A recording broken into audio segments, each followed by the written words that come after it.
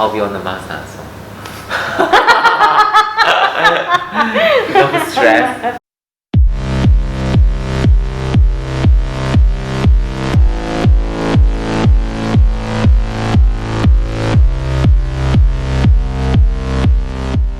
Hello everybody. Hey. We're back at Acro Polates.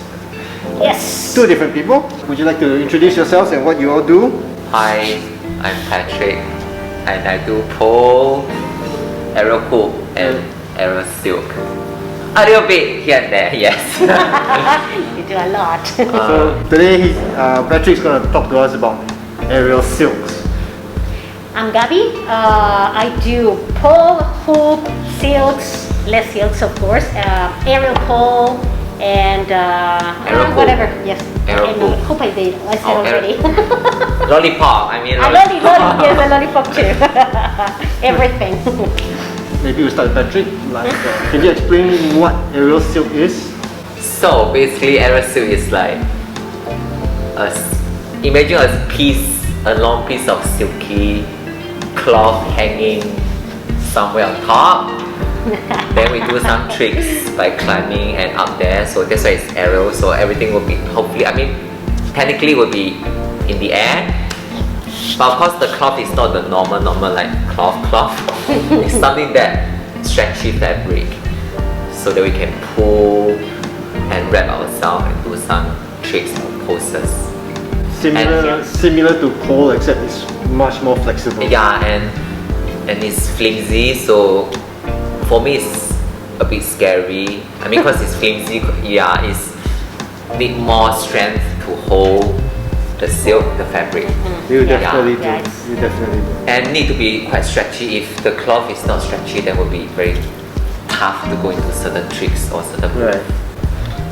And so the hoop is hoop or lyra they call it. So it's kind of like that. That literally is a huge ring made of generally chrome, and we actually tape it to avoid sliding down, because sometimes it might be slippery. So if you remember with the pole, you were sliding sometimes. So what we do is with the hoop, so we can hold it, especially because we are on the air as well. We hook the leg, we hook the elbows, we hook our ankles. So it might be a bit slippery, so we just cover it with a bit of tape. And then we just adapt our bodies as well, pull-ups and just hanging with one leg and playing with different shapes. And we can do below the hoop, on top of the hoop, in the middle of course, or even up above the hoop. We sometimes hang it from a sling, so we now do things above the hoop as well. So that's but you do require like on top, like sitting on top. Okay, I tried this. There.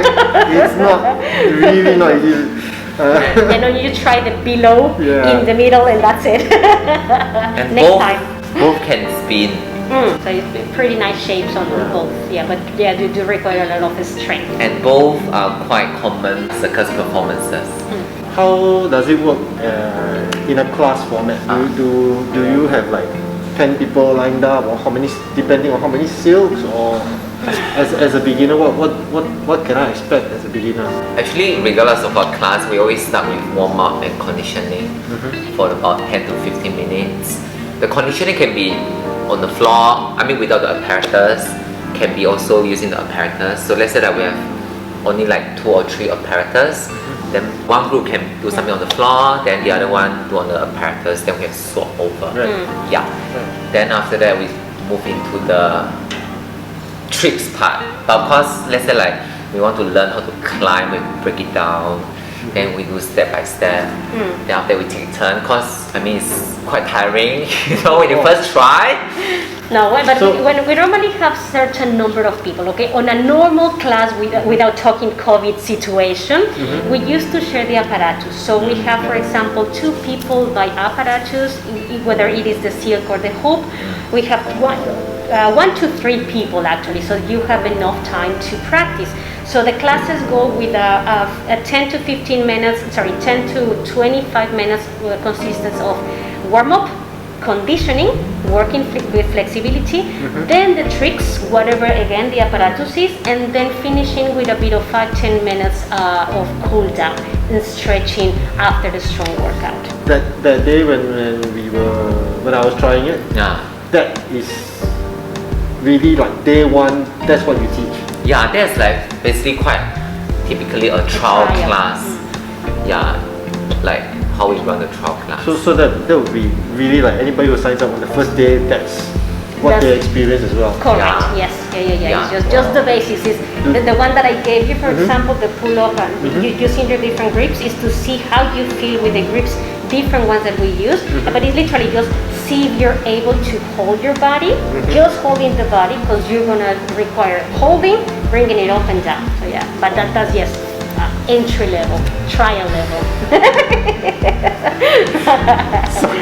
So I have to ask, like, other people weaker than me joining the class, do you get like? Absolutely, yeah. Yeah, we You know? do have people less active. I mean, in terms of fitness, lifestyle. I mean, Yeah. habit. Yeah. That they have no awareness actually of their body. They really, you tell them just to engage, just hook your leg. They cannot manage even just to hold the hook without falling and trying to bring the legs. We have to carry them sometimes. Yeah, Just to I felt, give them the full experience. I feel so sorry for you that No, Just- but that's just a spotting, right? Yeah, one You time, know? I mean, that was first time. Hello. Yeah, no. So that Yeah. on a trial, don't expect yourself, to go and do the trick that we do after for demonstration. It's just to see if you like it, if you're interested, if you can take the pain, because a lot of people cannot. Take it. Just the hooking, the abrasions of the skin, the bruises actually. Definitely, yeah. These ones, people don't like this. So it's not for everyone. For the ring, it was like this part here, and I had to Yes. hold it. Yep, behind That the I knees. felt it the next 2 days. Sorry. It's all part of the experience. It is. So does it happen at the same time? The ring and the silks. Do you all teach it at the same time? The Or? class, no. The courses, no. Okay. So what happens on the trials, as you did it, we do it, because on certain time, then you can try 2, 3 apparatuses or 4 actually in our trials. And then the classes are divided per apparatus. And then there is some people that are going straight to tricks classes. And then after a while, knowing a bit of the basis, how to hold yourself in there, then you can shift to a choreography class involving the same moves or new moves, but then you already know how to do certain tricks. Right. So then you put together like Yeah, almost some- like a dance. Yeah, dancing in the air. Yes. Can you explain like what sort of benefits you see doing ring and silks? Sure. First, Jagas! It's not fluffy, well, not that much anymore. I think the strength part is very different. I mean, only when, let's say like when you engage, when you're on the apparatus, then the lines, Which is muscles Yeah, here. yeah, the muscles lines there, will be more defined. I But if think- they're relaxed, like macam You no think energy he's one. skinny, right? But he's so strong. I Yep. should put some of his videos And up for he you all has to see as well. Yeah, it's very different from the gym. I mean, for It's very Yes. different. gymmer, like very obvious. They're like, whoa, very muscular. Yeah. So I think those bodybuilders should actually try this. It's a different workout, and Yeah. I think it also works on different muscles. Totally, yes. Not the muscles that they're so used to developing. maybe not the big muscle. Yeah. Because you don't really depend on like all your biceps to. No, exactly. You need to learn. You get more awareness. So a few of the benefits is definitely yes. It's more confidence in your body because you feel better. It's not how you look, but you are stronger. You are fitter. You feel really happy doing the sport. So that's one of the biggest benefits. So it's like you feel free. He loves flying. You have seen him. Like really. And yeah, then physically, apart from the strength, I think also can understand a bit of the body anatomy. Like maybe I feel that left side is weaker than the right side, Yeah, so or my right shoulder it's more open than the other side. So we start to You learn just about our body. Yeah. And also because everyone's body different, we also learn how to adapt our body to the tricks on the apparatus. Because that is one of the things when you start doing this sport, that is, you don't need to have, a lot of flexibility, a lot of strength, okay? Because basically you develop it during the sport. When you start, of course, if you have a bit of fitness background, a bit of sports knowledge of your body, will make it always easier. But not everybody has any dancing or any gymnastics or any workout. Yes, and you still give it a try. And I can tell you, a lot of people, of course, in our industry that have reached very nice levels, they were not doing any sports like that. Nothing similar like gymnastics, that everybody says like, oh, but I have no upper body strength or I have no flexibility. That's okay. No, the point is, if you like the sport, just join it and you will get better. You really don't know that's part of the benefit, exactly. You get stronger, you get more flexible. And pain endurance. Yes. You increase the pain endurance. I also think you if you do it right, you also develop a lot of grace. And I think you would probably, it translates to after the class when you tend to walk more straight, more upright. Yeah, right. Because you're aware of your muscles now. Like, okay, my back muscles especially are tight. No, but they get stronger. Yeah. And mentally, I think. Not true. Yeah. Because like let's say conditioning using the apparatus, hoop and silk.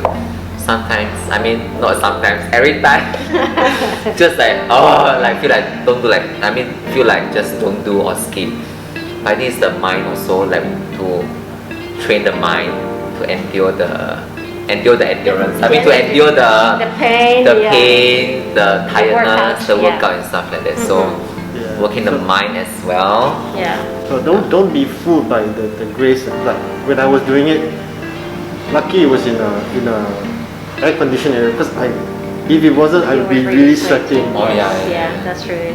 So if you really do exert, just because we're doing very static stuff doesn't mean it doesn't work out. Yes. Yeah, it was really a workout. It was really a workout. Both body, of them. Both of them. Again, like I said, it was just different ways of working out. Yeah. And last, I think we look at things from different perspectives. Why you say that? Because when you climb, we can look down it. We look from. So we learn to look at things from different perspectives. Yeah, no, that's true. Right, And sometimes, that is one thing. Direction, I would say, that you develop. Because when you're head down, it's like you tell your students sometimes, like, okay, just raise your right leg. And then they do things like that, or your left arm. Literally, you get confused on what is what, where is up, where is down, and it gets confusing and fun. I gotta say, you improve as well, but it's still like amusing how that happens. I think one of the most difficult things for me was all that spinning. Yes. You're right. It's very hard to orientate yourself when you're spinning. That is a real challenge, but I guess that's something you would get used to. Do you have motion sickness? Or have? Do you? I have. So for people who have motion sickness would be another challenge. I have improved. I used to have it, not motion sickness. I was afraid of heights. That is a funny thing. Still sometimes, depending on where I am, and if I look really like, oh my gosh, if it is a 20 story something like, and get to the edge, okay, it's still impressive, right? But no, I have got better with training here actually, just climbing the pole, going on the hoop, on the silks, going all of the way. I have, I don't know, embrace it. And now I'm not that scared anymore, Actually, that brings me nicely to my next question. Like, is there anybody who should not consider doing this, Because I'm sure there are risks as well. First that came to our mind is ladies who are pregnant ladies, okay. And they don't have any fitness background. Pregnant ladies who have not done any aerial or no fitness exercise, okay? Yeah. Because being pregnant doesn't mean that you cannot try it. It's just because it is an intense sport, definitely. You just need to know your risks and your body awareness. But there is a lot of people. We have, for example, our own instructors that they have been doing pole, like what was 1 week or 2 weeks before giving birth. So yeah. We do see Craigies doing pole. I mean doing Seals, yes. hoops, Wow. yes, But they yes, are, because they have background and In they sports. understand the body. But the body. They did the sports before getting Right. pregnant, Yeah. right? But if you're already pregnant and you want to try it, we advise better to hold it. But any other situation is just you give it a try, you know, because as you tried it, it's not the most intense class. It is intense compared to other sports, but even if you have any sickness, even if you have any injuries, you know, shoulders, knees, hips, okay? I mean, unless you have a fracture, then please don't come, you know, with a cast.